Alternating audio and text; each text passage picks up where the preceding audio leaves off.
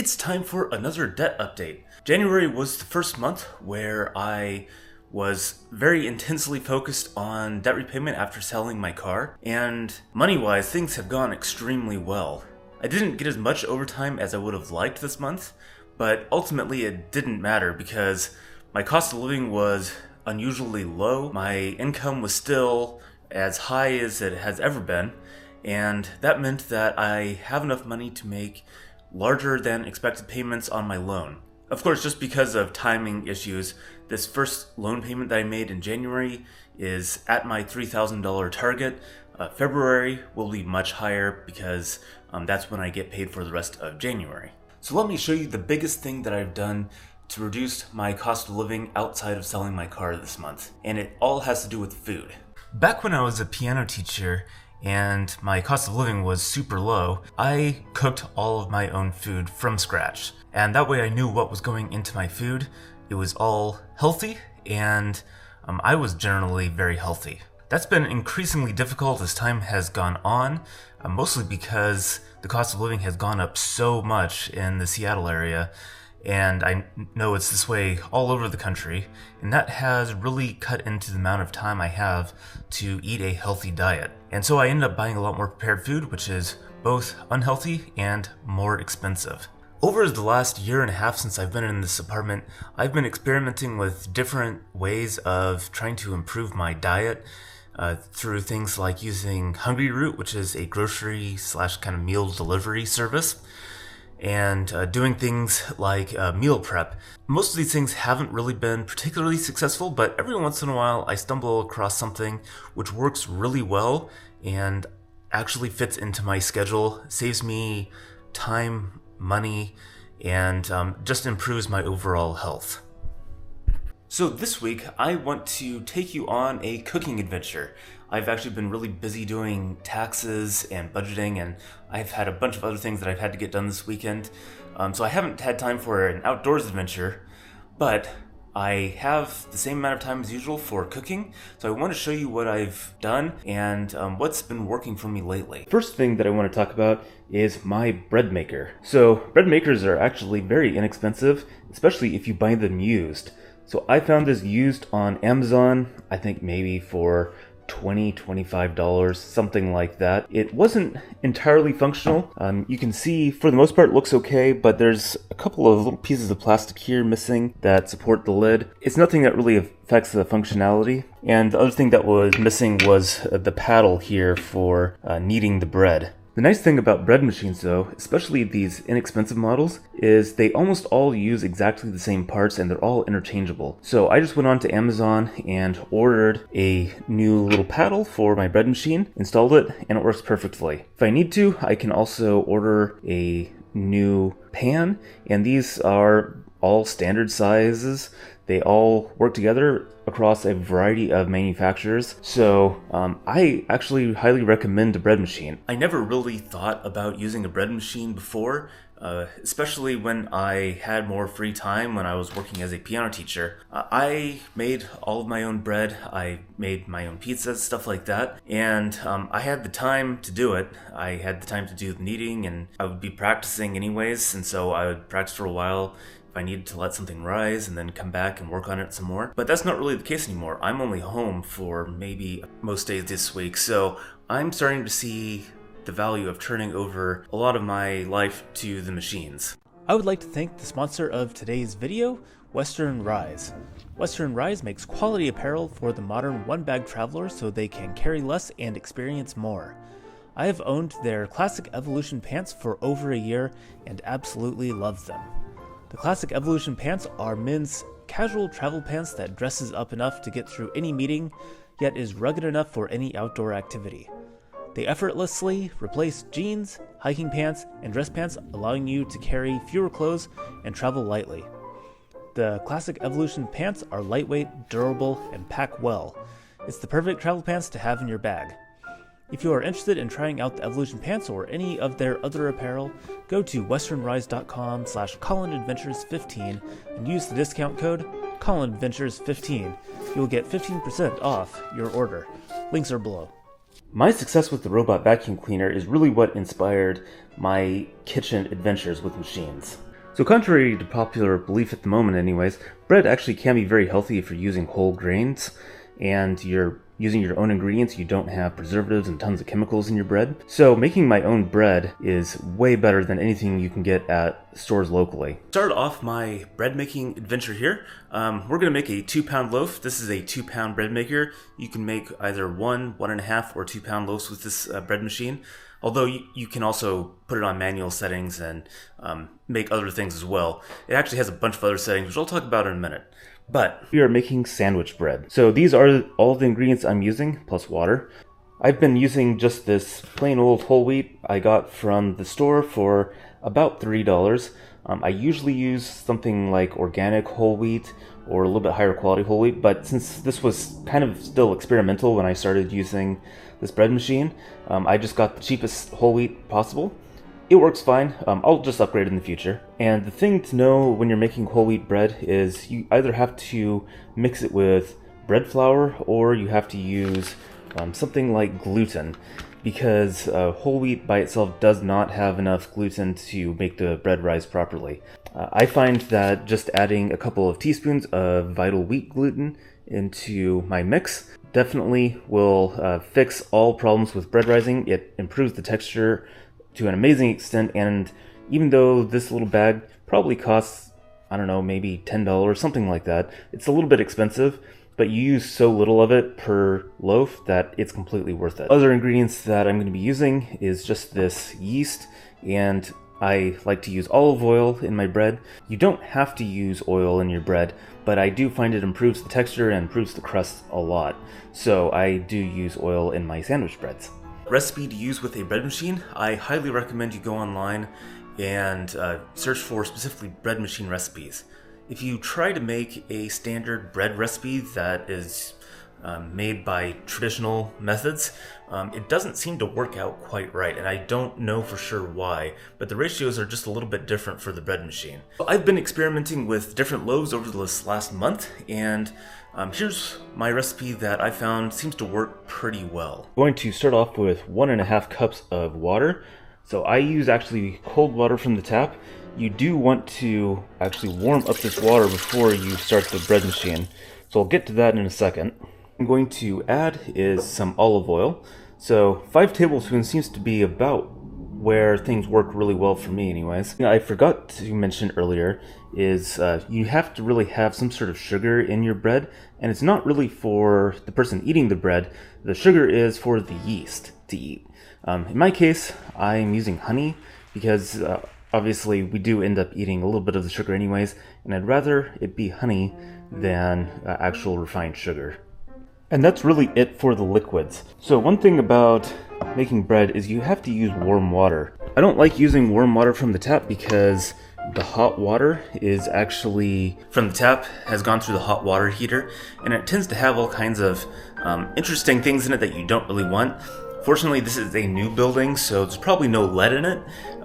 Probably, but I don't really want to find out, and I just use cold water and warm it up. I don't own a microwave, so here is what I do to warm up my water. So I put my container, which right now just has all the liquids in it, into the bread machine, get it locked into place there, and then we have to plug in the bread machine.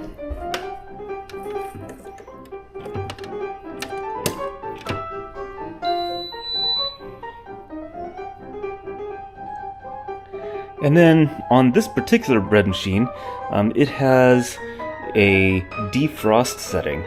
So I move this over to defrost, and so you can see the timer is set for 30 minutes, and that will warm up whatever is in the bread machine just to a relatively warm setting. It doesn't cook it, it doesn't get up anywhere near boiling, it's just to a nice normal temperature. You can see on the display here it's showing that it's on a ferment cycle, and I think that is the cycle that has that nice warm temperature. And that's the temperature that yeast does its best at, so that's the temperature that we want to have our water at. So while that is warming up, I am going to eat lunch. You can see here that I have pizza. This is actually leftover pizza from yesterday. I decided to try out the pizza setting on my bread machine last night. and that will make pizza dough for you. It just does all the kneading and stirring and mixing, and it did a fantastic job. It wasn't the prettiest pizza I've ever made, but it's my first time making pizza in probably 6 years or so, so I'm still pretty happy with the results. Just have to remember to add the toppings in the correct order, and it would have been perfect. The crust, though, was absolutely perfect. The crust on this pizza, too, is 100% whole wheat. Lunch is over. So we're showing that we have 7 minutes left, but again, I'm not actually defrosting anything. I'm just trying to get the water so it's not cold. I want my bread to rise as much as possible.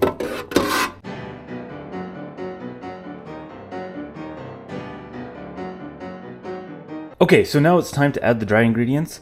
So anytime you're baking, the two most important things to measure accurately are the water and the flour. So with the flour, you can use a measuring cup, but you'll get actually a very different amount of flour depending on the humidity and the packing density and everything.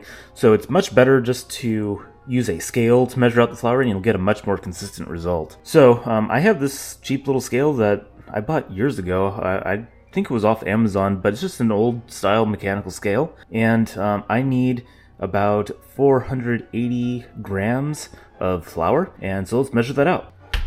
Alright, so that basically filled up this entire container for about 240 grams of flour actually fills up this container, so I have to measure it twice, but that's still pretty accurate.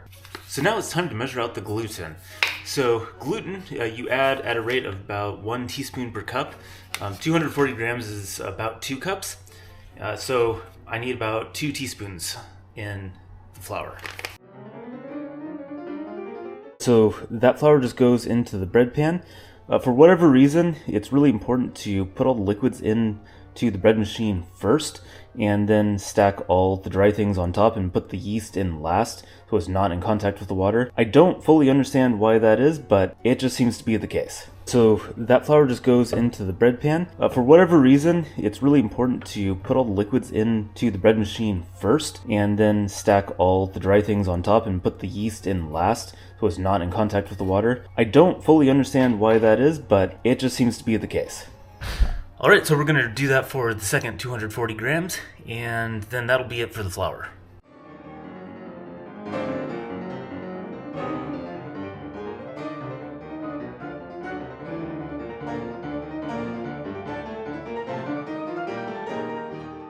So now we have our flour ready to go. Just have a few other things to put in. One important thing is salt. So salt actually helps regulate how the bread rises, and so getting that accurate actually can improve the bread quite a bit. Also, I think it does improve the flavor a little bit. And then we get to add our yeast. So with bread machines, what you do is you make a little pocket in the flour, and that's where you put your yeast.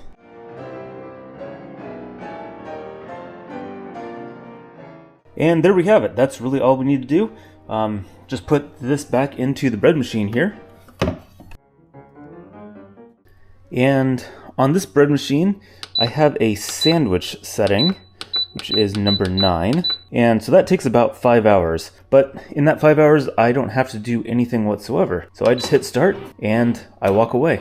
So while my bread machine is whirring away, let's move on to my other recent purchase. This is a slow cooker, which I also found used online for, I think this one was maybe $10, something like that. They are very, very inexpensive. You can find them at thrift stores for even cheaper, I'm sure. So this is a larger, I think it's 6-quart slow cooker, and the reason why I make this amount of food at a time is because I make all my meals on Sundays, and this is about what I eat in a week for lunch.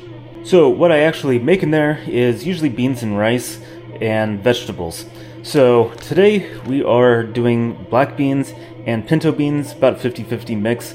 They both have basically completely opposite nutrition. They have basically...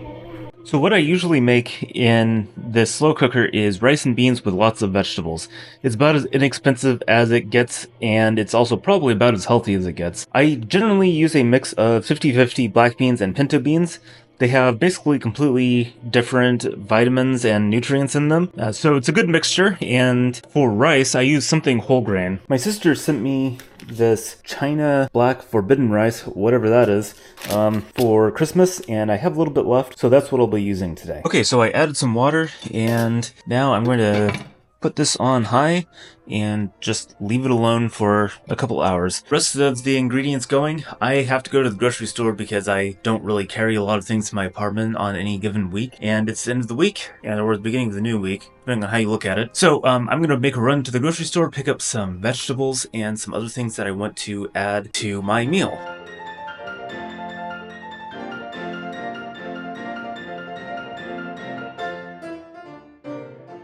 I made it back from the grocery store. As you can hear, my bread machine is still working away, kneading some bread. The beans are cooking, and I have a whole selection of food. This is mostly just fruits, vegetables, some milk and eggs, and of course, oats.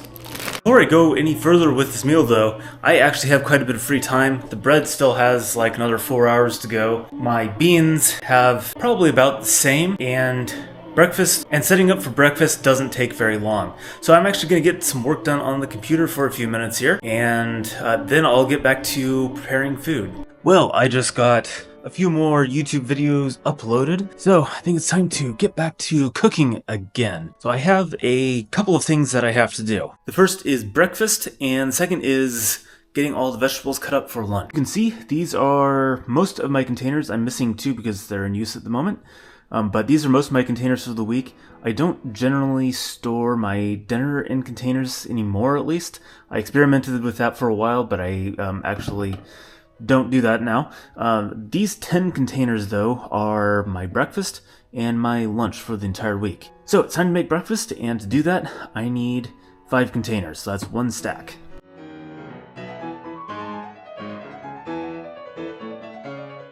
And here we are all laid out.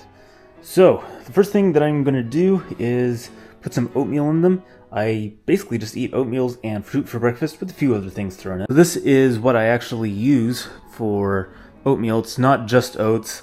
It has, amaranth, quinoa, chia, flax.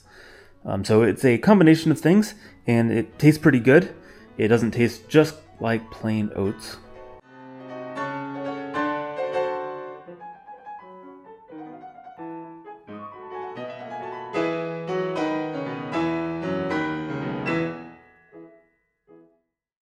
So I actually eat these as overnight oats, as you can tell.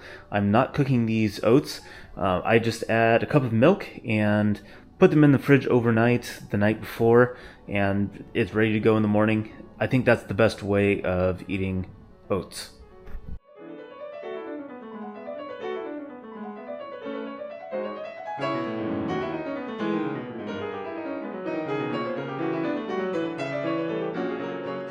Next, I'm going to add some spices. Trader Joe's comes out with this pumpkin pie spice every year. You can see it's just a mix of cinnamon, ginger, lemon peel, nutmeg, cloves, and cardamom. So it just is basically a generic set of spices that are kind of cinnamon-ish flavored. I like this really well with oats. It seems to work pretty well.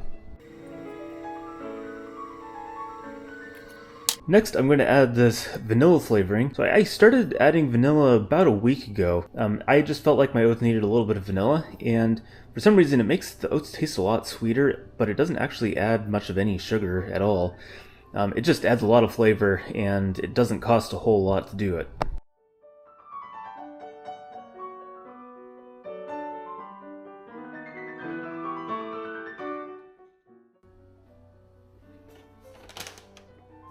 I have these almonds that I'm going to throw in there as well.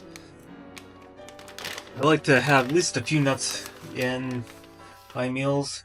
It doesn't take a whole lot, but it's definitely a healthy way to eat.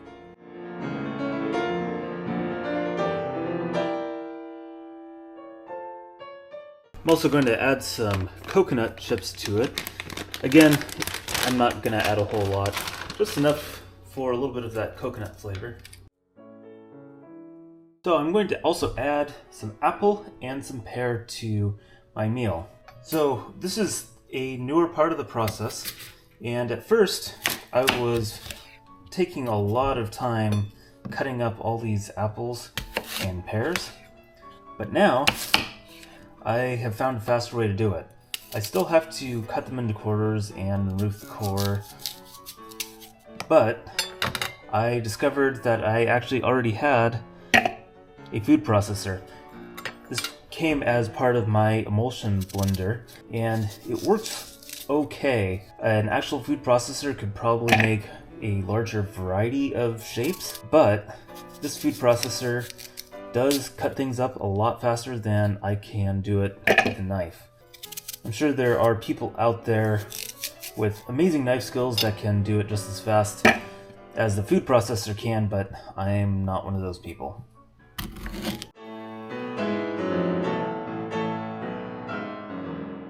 So you can see that using the food processor works really well for chopping everything up. At the same time, you can also see that the chunks aren't exactly even. If I gave it more time, then the chunks would be even, but they'd all be really small. And so then everything has exactly the same texture, and it makes everything taste weird. So I'm not really sure what the best solution is other than get a actual food processor, but since I already have this one, I'm just gonna go with what I have. Okay, so I have all of the fruit added, and these are done. As you can see, they are quite full. I tend to make breakfast my largest meal of the day, and I find that works out pretty well because I have a very physical job where I burn a lot of calories.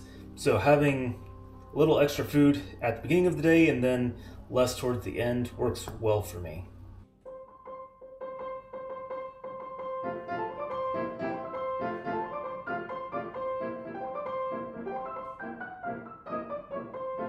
So all of these are going to go into my freezer, except one. I like to freeze my food because if I don't, by the end of the week, the food starts going bad. And even by about day 3 or so, things just aren't quite having the same texture as they did at the beginning of the week. So, into the freezer they go. Now we're moving back to the slow cooker again. So we need to get the vegetables put in there so they can start cooking. You can see the beans are looking a little bit more inflated now. They're not quite done, but they're getting close. By the time the meal's done, everything should be nice and soft.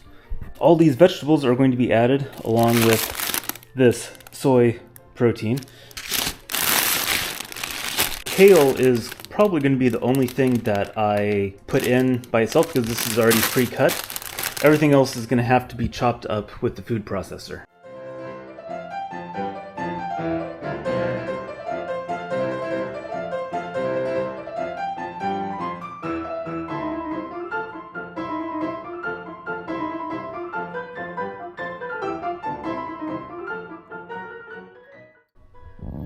Alright, so this is what it looks like when it's done. I guess this is a stew. I don't really know. I don't know my cooking that well, but I'll add some water to this probably, and we need a few spices. For spices, Trader Joe's had this deal, I think it was leftovers from the holidays, but they had this triple smoked red chili pepper flakes, and they also had ancho chili powder. So I'm going to add both of these and we'll see how it turns out. My slow cooker is probably going to be running for about the next 2 to 3 hours. It doesn't get super hot, and it actually seems to maintain the flavors a lot better than cooking things on the stove. I'm not sure it actually saves me any time though, but just for convenience, it actually works pretty well. It's a really good sized container for me, and I'm pretty happy with the slow cooker. I'll be using that a lot more. The bread machine has just over 2 hours left, and the dough is rising. It actually just punched it down. The dough was almost doubled in size, and then it punched it down, and it'll probably be almost up to this window up here. So that's waiting to go. And until I'm done, I have more work that I have to do on the computer, and I should probably eat something for supper as well.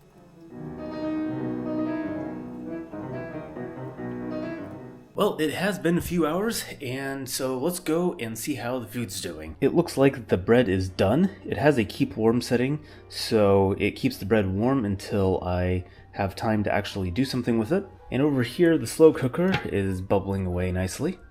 It smells really good. The vegetables look like they're cooked. The beans look like they are whole beans now than cooked beans. And I think it's pretty much ready to go. I'll deal with that after I cut the bread though. Alright, so I'll pull out the bread and take it over to the cutting board. Loaf looks slightly small, but it should be okay. So to get the bread out of the container here, I find that I kind of have to use a spatula to release it from the side of the container. And once I do that, you can just kind of shake it and it comes out.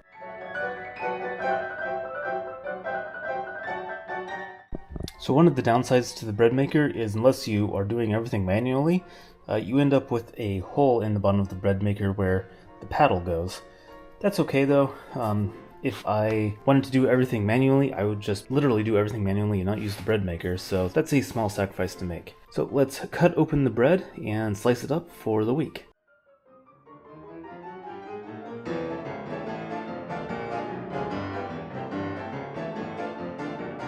You can see this bread turned out really well. It has nice large holes, so this is exactly what I want out of bread that's going to be used for making toast. I'll talk about that in a second. I'm going to put it all into that container, or at least as much will fit, and we'll throw it in the freezer. So I have all 10 slices. The last slice is always a little wonky. Maybe the second to last slice was as well. But you can see the rest of it looks really good. Getting better at slicing the bread. It's actually pretty hard to slice when it's all warm and soft like that. It tends to try to kind of collapse on you. But I got some good slices this time. I'm going to put the lid on and throw it in the freezer. So that I pull out every night, 2 slices at a time. They don't tend to stick together, so it works out really quite well. Freezing the slices really seems to maintain its texture, and it keeps it from going bad, obviously. And so that's why I decided to do it that way. So when I get home from work, I tend to have 2 pieces of bread with eggs on them and then a salad on the side. And that's usually my supper. I try to keep things light for dinner because I have a big breakfast in the morning. So I just added some sliced mushrooms into this mix. I like to add mushrooms last if I can because a lot of the nutritional value in mushrooms goes away if you cook them too much. Everything looks like it's pretty well cooked in here. It's all the vegetables that need to be cooked look like they're cooked. So it's time to start portioning this out. So I'm going to let that cool off for about an hour before I throw it in the freezer. It's just too hot and my freezer is already running pretty much continuously trying to cool off that bread. So I'm going to just let things cool off down to room temperature and then put it in the fridge. So that is how I do meal prep for the week. A lot of these appliances, especially the bread maker, which I kind of dismissed before, I've found that when you're really under a time crunch and you need healthy food, it actually works pretty well. You do have to experiment with it a little bit to get things right, but overall I'm really happy with the way my diet has been turning out lately, and I think it's a very efficient way of eating. Whatever the case, this is not a cooking channel, this is a adventure channel, so next week I will be heading back out on another adventure.